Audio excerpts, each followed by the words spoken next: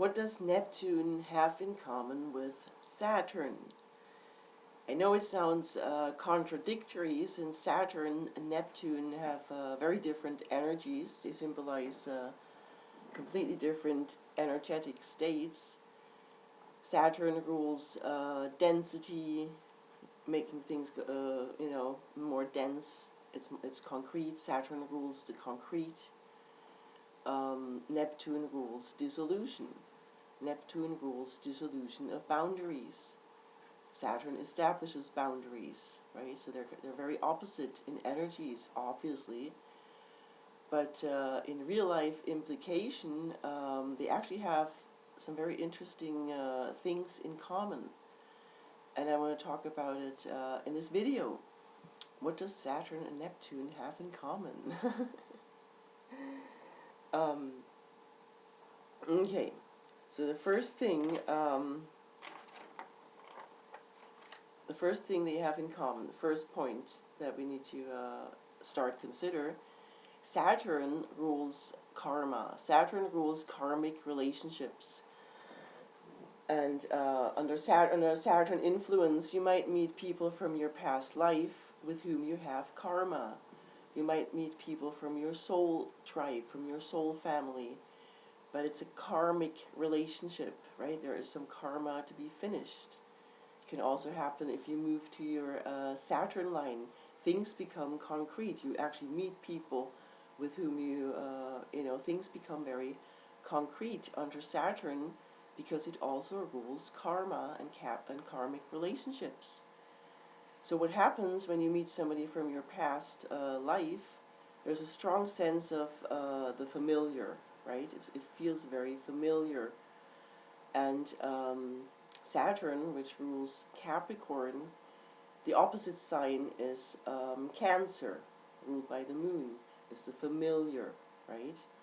So one thing, people always say Saturn rules coldness, Saturn is very cold and all, and that's not entirely true. It can very well be that way, but in these karmic relationships, it's very often not. It's actually very warm because of this sense of familiarity. And in fact, it can induce great passion. There's a sense of passion and very emotional. So Saturn can be very emotional here. And it's not just other planets, although you do have other planets in transit, in aspect, right? So maybe Neptune is also on your Venus at the same time. Let's not forget, you have to look at everything, of course. But nevertheless, the Saturn energy itself, because it has this karmic aspect, and because Cancer is opposing it, because the opposing sign is integrated in the Sun sign, Saturn can be very emotional, and there's a feeling of predestination. There's a feeling of fatedness, right? Saturn is often described as bringing fated relationships.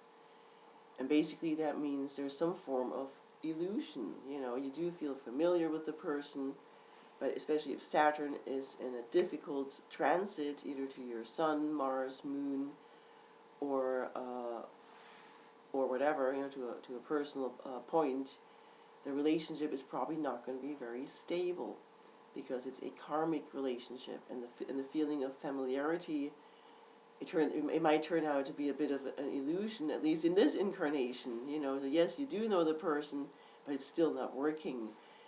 Saturn also breaks down relationship. It does not always provide a stable relationship, but it may very well provide a relationship where people get married quickly. It does rule contracts, where Neptune doesn't. So anyhow, so that's the first thing they have in common.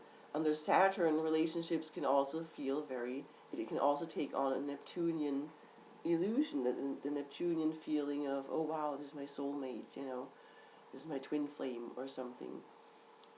And then it turns out it's not, it's just some remaining karma. So that's another thing that Neptune and Saturn have in common, especially if Saturn is in a difficult aspect. It does not rule stability. Neptune is also very unstable.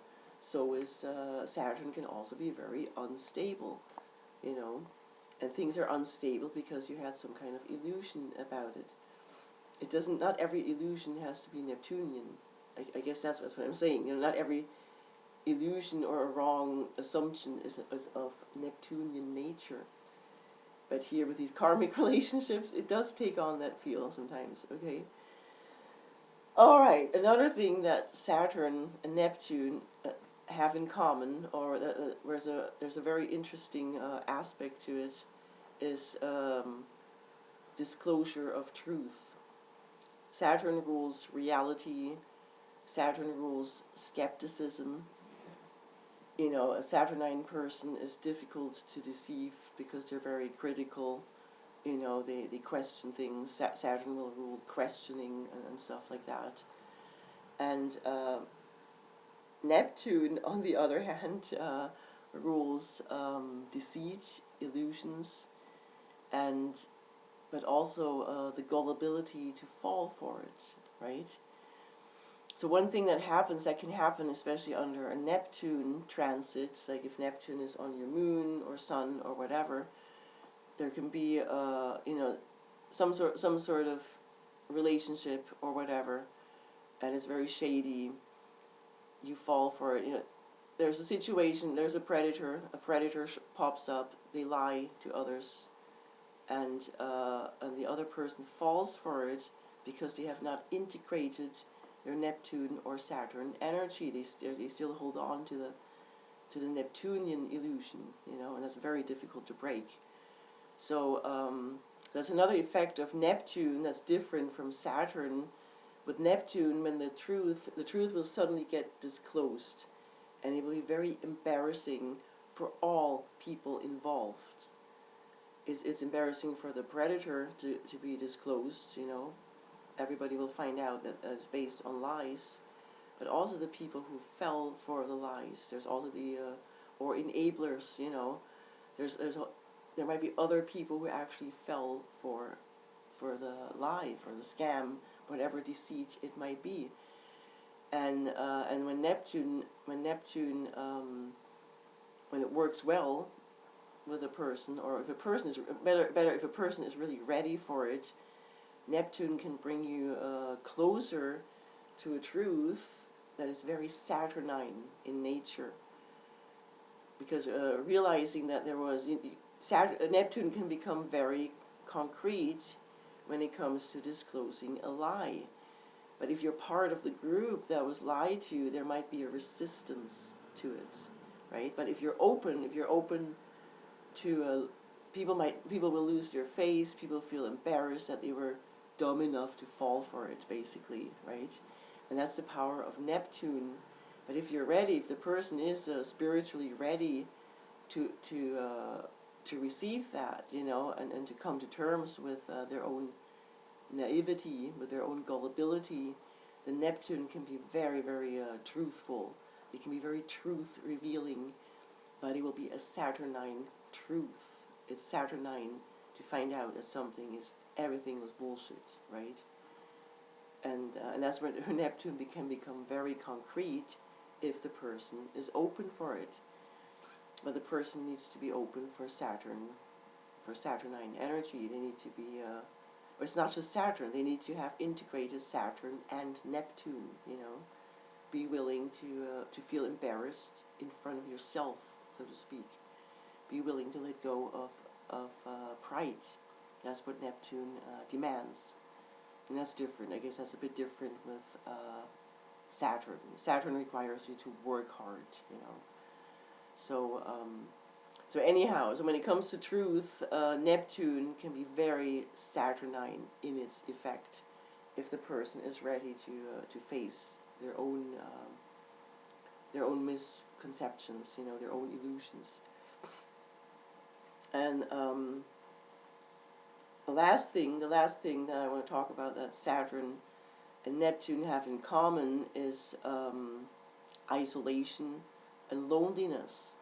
Both planets are associated with isolation. The person might be lonely, they might live alone for for this time. Under Saturn, the loneliness is often because of burdens, the burden of having to work 2 jobs or whatever, and feeling isolated and lonely because of that.